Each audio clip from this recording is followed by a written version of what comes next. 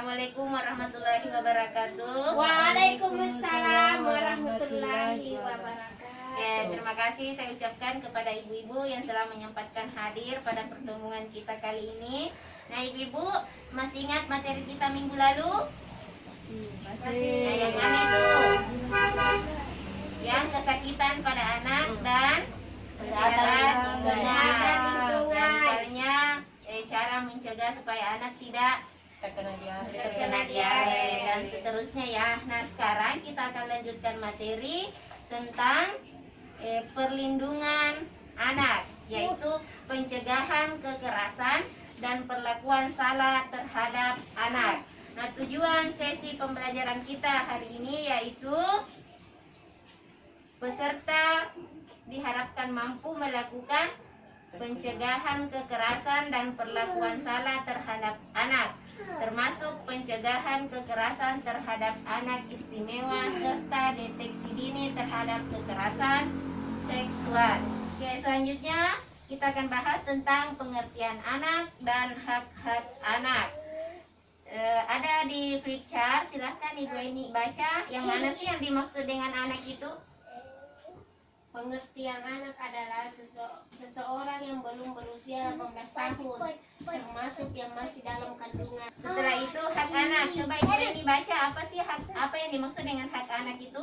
Hak anak adalah hak yang melekat pada martabat manusia sebagai insan ciptaan Tuhan Yang Maha Esa, dan sifat tidak boleh dilanggar oleh siapapun, yang dapat seolah-olah merupakan suatu holy area. Nah, selanjutnya pengertian kekerasan dan perlakuan salah.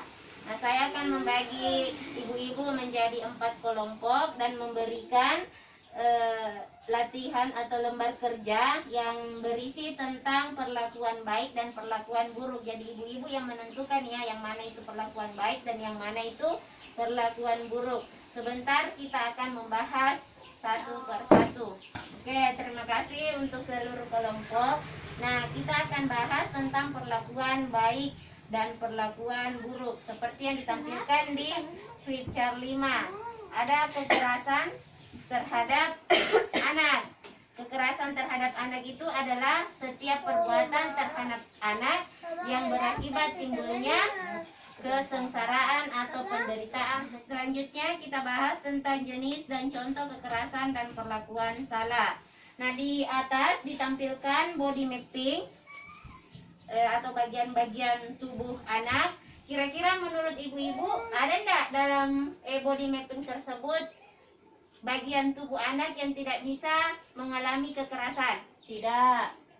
Tidak ada? Tidak. Oke, jadi ibu-ibu, semua bagian tubuh anak itu bisa mengalami kekerasan seperti yang di flip chart 6. Jenis kekerasan dan perlakuan salah. Jadi semua bagian tubuh anak itu bisa mengalami kekerasan, baik itu fisik, psikis maupun seksual. Nah, ini yang harus kita hindari. Yang mana itu kekerasan fisik? Coba baca Ibu Eni. Perbuatan yang dilakukan oleh seseorang yang mengakibatkan rasa sakit, jatuh sakit atau luka. Oke, selanjutnya kita akan bahas deteksi dini kekerasan seksual. Nah, saya akan membagikan kepada setiap peserta kertas-kertas kecil. Nah, silahkan peserta menempatkan potongan kertas ini sesuai dengan gejalanya. Sebentar kita akan melihat bagaimana hasil penempatannya. Oke, terima kasih Ibu atas partisipasinya tadi. Nah, selanjutnya kita akan simpulkan dengan menggunakan tanda-tanda terjadinya kekerasan seksual yang ada pada layar di atas. Nah, dilihat dari gejala fisik. Coba Ibu Reni, apa tanda-tandanya dari fisik? Sakit jika memakai celana dalam. Ya, cara pencegahan kekerasan di keluarga dan di masyarakat. Nah, ada film yang memuat tentang kisah si Aksa, silahkan dilihat ibu-ibu. Ada siapa itu? Ada orang mau kasih bola baru buat Aksa. Dari kesimpulan film tadi, kita dapat melihat upaya pencegahan kekerasan dalam keluarga dan masyarakat seperti yang ditampilkan dalam flip chart di atas. Cara pencegahan kekerasan di keluarga. Coba Ibu Reni. memahami tubuh dan kembang anak, menjadi pendengar yang baik, anak sebagai teman berdiskusi. Oke, selanjutnya kita akan belajar tentang pencegahan kekerasan pada anak istimewa. Nah, ibu-ibu tahu nggak yang mana itu anak istimewa? Ya, anak-anak yang membutuhkan perlakuan khusus. Nah, seperti yang ada di flip chart ini, orang yang tunanetra, tunarungu. Yang mana itu tunarungu? Bisu ya.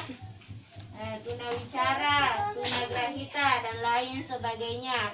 Nah, di sini ada film yang membahas tentang anak-anak istimewa tersebut.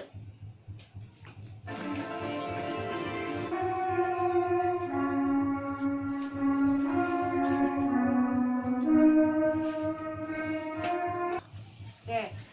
Nah, pesan kunci yang ingin kita pelajari pada langkah pencegahan kekerasan pada anak istimewa ini, yaitu anak istimewa itu adalah anak yang membutuhkan perhatian khusus dan mempunyai potensi yang dapat dikembangkan. Anak istimewa mudah mendapatkan kekerasan sehingga perlu dicegah dari kekerasan.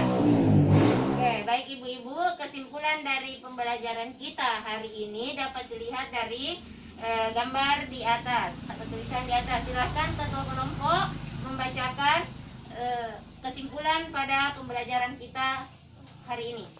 Setiap sikap dan perilaku yang membuat anak menderita. Oke, terima kasih telah membacakan kesimpulan pembelajaran kita hari ini. Nah, ibu-ibu, mari kita sama-sama melindungi anak di rumah ataupun di masyarakat, dan terima kasih telah hadir untuk kesempatan hari ini, dan jangan lupa bulan depan kita masuk di materi tentang penelantaran dan eksploitasi. Saya akhiri pertemuan kita hari ini. Billahi fisabilillah. Assalamualaikum warahmatullahi wabarakatuh. Waalaikumsalam.